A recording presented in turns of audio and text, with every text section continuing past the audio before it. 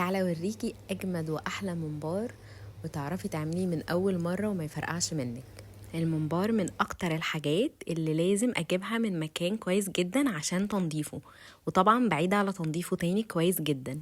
بعد ما بغسله وبشطفه ممكن احط له كده نص ليمونه اعصرها واحط معاه اي مطيبات عشان الريحه، ورق لورا، قرنفل، حبهان، اي حاجه تديله ريحه وكمان ما بتخليش فيه زفاره. نيجي للخضره، ودي تقريبا بتحتاج تنظيف اكتر من الممبار. الاول بجهزها وبحط لها كربوناتو واحط لها شويه خل واسيبها شويه منقوعه فيها عشان تنزل كل الرمله اللي بيبقى فيها، وبعد كده بنشفها كويس جدا وبسيبها على جنب لحد ما اجهز الخلطه.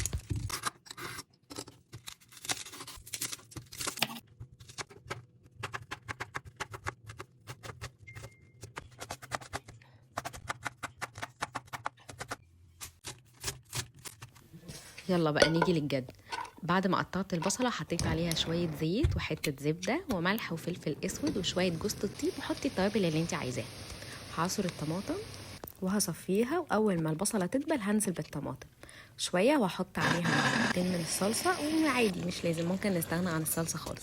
هنزل بالرز بعد ما غسلته، وهنزل بالخضرة اللي قطعتها، وهنزل معاها بشوية دبس رمان برضو لو انت حابة تحطي. تعالى اوريكم بقى كذا طريقة للحشو. ممكن نعمل بالقمع لو انتي اول مرة تعملي ومش عارفة تعملي، او نفتح الممبارة بصباعين كده ونحاول نحشي واحدة واحدة.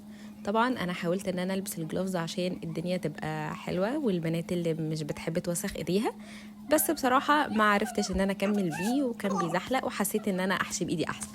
ما بنملاش الممبار قوي عشان ما يفرقعش، وبعد ما بنخلص نبططه كده شوية عشان الرز الزيادة يطلع منه. نسيت اقول لكم ان انا بحشي الاول للولاد الممبار من غير ما يبقى فيه شطه، وبعد ما بخلص لهم الكميه اللي انا هعملها بحط على الباقي بقيه الكميه شطه وبكمل لينا احنا. وطبعا بفصلهم في السلق، اللي من غير شطه في حله واللي فيه شطه بيبقى في حله تانية. وانا بحشي بقى بكون مجهزه الحله على النار في الميه السخنه، واول ما تغلي بنزل بالطماطم والفلفل وورق اللورا وكل الحاجات اللي بتحبي تحطيها، وبعدين اول ما تغلي واتاكد ان هي غليت كويس بنزل بالممبار واحده واحده.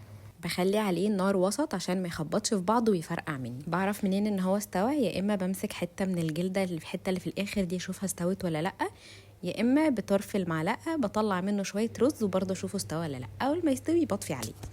عايزه اقول لكم ان انا لما بيبقى عندي عزومه ممكن اعمله من قبليها باسبوع. اول ما يهدى خالص ويبرد بشيله في اكياس تلاجة، ووقت ما ببقى عايزاه بطلع كيس كيس حسب الكميه اللي انا عايزاها. نجهز للقلي. اول ما الزيت يسخن بنزل بالممباره واحده واحده، واول ما تاخد لون من جنب بقلبها على الجنب التاني. وطبعا ما لحقتش اصور الطبق بعد ما خلصت. معروفه الممبار بيتاكل قبل ما بيتحط على السفره. حاولت اخد لكم صور من فيديو كنت مصوراه. يلا جربوا الطريقه وقولولي.